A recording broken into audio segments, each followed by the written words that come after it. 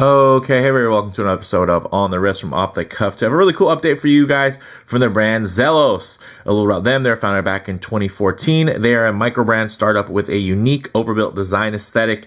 And this is, of course, a dive watch. Some key characteristics and design, which you're looking for a diver, you're going to want to find water resistance, typically some type of screw down crown. You want something that's tough, legible with a dive time bezel, and a diver extension is always nice if on bracelet. This is their famous Mako 300 meter, and this is a new colorway release in a new batch of Mako 300 meters. This is the Falcon's Eye dial, and this thing is pretty spectacular. I know it's going to be hard for the camera to pick up just how good this looks, but I was able to get a couple of outside shots that I posted on Instagram just so you guys can have a better idea of how this might render, again, in different types of lighting scenarios. Now, the Mako sharks essentially being the fastest shark in the world, smaller and streamlined, this is one of Zelos's smallest divers. In terms of updates, guys, sapphire bezels are now an option, with the click mechanism on the bezel being improved for better tactile feedback. So it actually feels really good. I mean, the previous one, I really never complained about the bezel action, but this new one definitely takes it up a notch. You're also getting female end links, helping contour the bracelet for smaller wrists. Plus, you're getting new colorway options like this Falcon's Eye material, this mineral crystal dial with a very deep blue hue, with subtle striations that show up in bright lighting, and that is, of course, the particular model we'll be focusing on. So with all that said, let's go ahead and zoom the camera out, get this piece in hand, and take a closer look. Okay, guys, yes, what a looker. And again, I know it's going to be tough for you guys to pick up on this dial. It is very deep and dark. And for those of you that are looking for a bright, vibrant blue, this is not for you. But for those of you that truly enjoy that deep, deep, dark blue that almost looks black in most indoor lighting situations, but the minute you get outdoors, this thing really, really comes to life, and you can see all the different plays and dimensionality within this beautiful mineral dial. So with that said, guys, again, my apologies in terms of being able to capture this. I'm definitely taking on the challenge. I understand how tough it is, and I'll do my best. But one thing I do want to do is bring out my previous favorite Mako in the blue colorway. And yeah, you can see here, this was a favorite of mine. And I mean, honestly, just the Mako lineup has been a favorite of mine over the years, just because of how well balanced I find it to be. And I mean, this one, I really didn't have too many complaints about it. You can see already you're getting the male versus female end link there. You're seeing a brushed ceramic insert versus a fully, well, they're both actually fully loomed, but one has the sapphire, one has the ceramic. Also, the surrounds are a little bit different. And for some of you guys, there's going to be certain things that are going to be more so just a matter of preference and taste, where they're not necessarily where there's going to be one that's better than the other. And I think that's a nice thing, is these models, although this is released, it doesn't make this one feel dated or somehow undesirable. So I really like that Zelos go out of their way to do that. You can see even the emblem there in terms of their signage on the dial has been updated. It looks really great. Another update, right? One of the things here was this clasp, as nice as it is, and it does have toolless micro adjustment kind of in the Christopher Ward style. It does have a very sharp finish. I mean, not sharp like it's going to hurt you, but as you're running your fingers on it, it's not the most pleasant. So it's really cool that they updated to their best toolless micro adjust clasp yet. They've also done, of course, some Omega style clasp. This one has a spring loaded micro adjustment system, which I really, really like. I mean, that's just, ooh, it's a pleasure to use. It's engineered beautifully, and at the end of the day, aesthetically, it's not overly long or anything. Everything flows quite beautifully, and you even do get, again, that beautiful signage, and it's all nice to the touch. I mean, I guess this could be considered a little bit sharp, guys, but that would be nitpicking. So this thing altogether, even you can see here when you look at the level of beveling, it's definitely even better, right? Not that I was complaining about the, the high polished accents on the previous generations, but this later one, they've definitely, again, taken things up a notch, and it's quite noticeable. So with all that out of the way, guys, basics here, 40 millimeters in diameter, which is a great size, especially for a dive watch.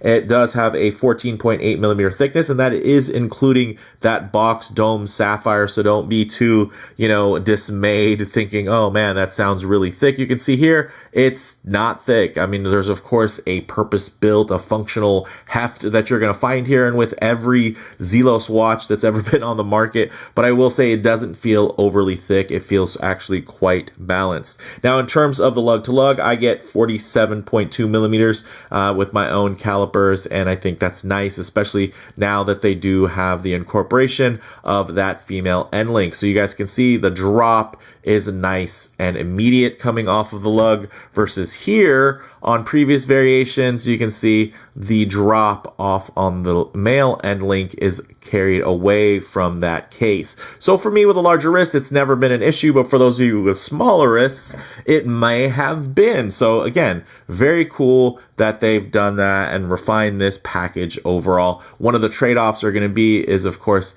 trying to get the gap right here, because of course you don't want this coming into contact, creating premature wear marks or anything as you're storing the watch. But that visual flow isn't going to be quite as smooth in transition as the male end link, which really just blends right into that bracelet. So there will be a break visually, but again, the trade-off is going to be for functionality. Now, getting into the crystal, like I mentioned, box domed sapphire with an inner AR coating. You do have a 120 click bezel action. Ooh, beautiful. I don't know if this is a ball click mechanism, but it feels like it.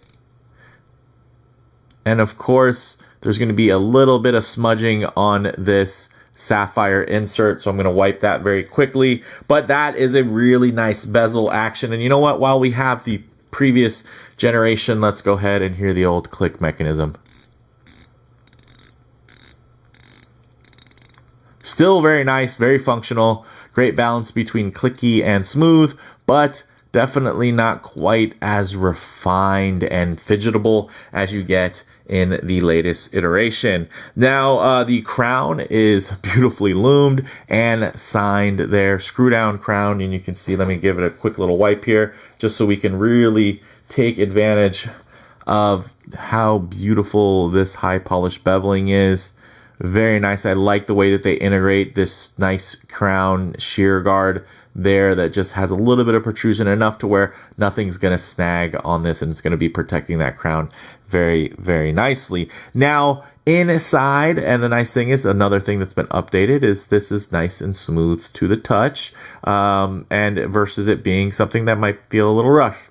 So you do have that very nice Mako shark emblem case back that looks very, very clean and well done. And inside you have an automatic Miyota 9015, so you're going to get a 42-hour power reserve beating at 4 hertz or 28,800 vibrations per hour in terms of that beat rate. So with that, you actually are getting a very nice smooth sweep, and that's something that's not new to the Mako line. That's something that's existed here. I think maybe their first one might have had an SW200 if I go all the way back to the originals, which I have, guys. I've been fortunate enough to try quite a few Zelos watches over the years, and the Mako is definitely one that's continued to find a way onto my wrist. Now, enough about the case back and the movement, which haven't really changed too much besides from just being overall a little bit more refined here and there. Let's get to this dial, guys. This thing is deep, dark, and blue, extremely glossy in terms of the finish. But then when you get to the actual colorization there, you can see all of the little striations. Very, very impressive in terms of the level of depth that you're going to get here. And again, it's best highlighted out in direct sunlight. But hey, I'm recording this again in a room with just a completely dark room with two lighting sources, one off to the left, one off to the right. And it tends to help showcase the legibility of things, but it doesn't always showcase the level of depth you're going to get out in direct sunlight. So there's a lot here. Again, I was able to take those pictures and post them on my Instagram if you guys are more interested there. Now, another thing that's different is everything's whited out. So you're getting the whited out hands and to match the whited out framing around those applied indices. They look great. You're getting full BGW9 Swiss Superluminova. So while some other models are going to have two-tone lume, this is going to be all BGW9 except for on the crown, where you're still going to get that beautiful green C3, which is going to be across the entire line. Now you're getting 300 meters of water resistance, which is fantastic, especially for a watch that is just 40 millimeters. I mean, the nice thing is this does have a robust build to it. Even though it is a smaller size, it doesn't feel, overly vintage inspired. It's not relying on any types of, cliches or anything like that, right? This is just a very beautiful, modern, contemporary dive watch that happens to be right there at that Goldilocks sweet spot in terms of sizing. And with this overall, overbuilt and robust design language, the nice thing is you're going to get that full 300 meters of professional level of water resistance. Also getting 20 millimeter lugs. You can see the fitment on these lugs and end links is just immaculate. Look at how tight those gaps are. So really nice tight tolerances there. You're also going to get quick release spring bars. If I can get the camera to focus, there we go. Quick release spring bars on those end links, very nice. And then getting into the rest of the bracelet, it does taper down about 2 millimeters. So you're going to start off at around 20 down to about 18 millimeters. You're also going to get a full screw pin construction. So that's going to be really nice and easy for swapping out links and getting your sizing correctly.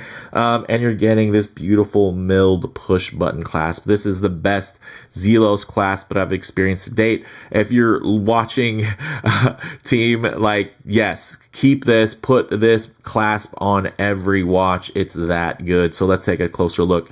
Of course, fully milled scissor section, nicely milled clamshell, beautifully signed emblem there. And then we get into here. You can see there's going to be 5 positions, little spots there. And you're going to see here that this just pulls out, and it's going to align and sit into one of those spots. And once it's flat, you're not going to get any movement. So it's going to be beautifully locked in. And again, spring loaded there. So you don't have to kind of pop and snap or anything. It's just very intuitive. You push down, you lock it in until you find the right width there in terms of how much room you want to give your wrist to breathe. I like to size everything down to a comfortable size and then, at the tightest setting so that I can add a little wrist relief if it does get tight and my wrist starts swelling through activities or heat. So with that said, let's actually get this piece on the wrist and see how it wears. Okay guys, as you can see on my 7.5 inch wrist, this wears beautifully. And of course, although 7.5 inches is on the larger side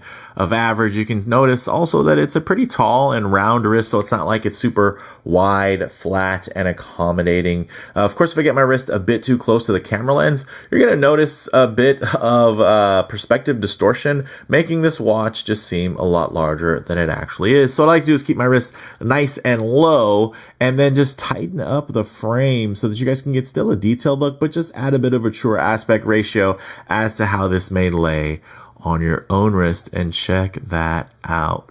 Very nice, very purposeful stance there. Yes, it does have a big grippy bezel, but look at how beautiful that coin edge, that overbuilt coin edge bezel is set up. I mean, wonderfully executed. I really dig all of the angles. That's one of the things that plays really well. You're getting a nice blend of curvature and angles. You're getting beautiful blends of satin brushing and high polished beveled accents, and it all just comes together. I mean, look, even the underside, look at that clasp, looks fantastic. fantastic. Look at the way this lays on the wrist, guys.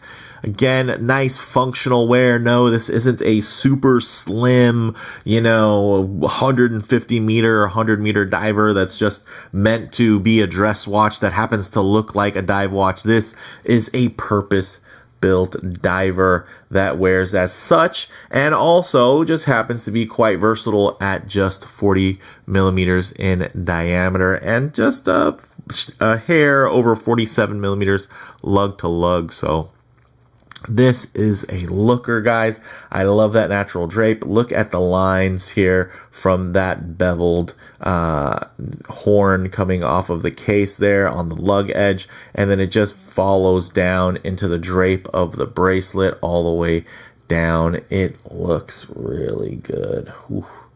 This is just a cool looking one, guys. And I know for some of you, you're used to really loud and crazy exciting Zelos watches. Yes, the Mako can be a little bit more subdued, but with that, it definitely has more of a versatile vibe. So with that said, let's get this off the wrist, set up for some lume shots, low light transition, and closing thoughts. Okay, let's go ahead and hit the lights here.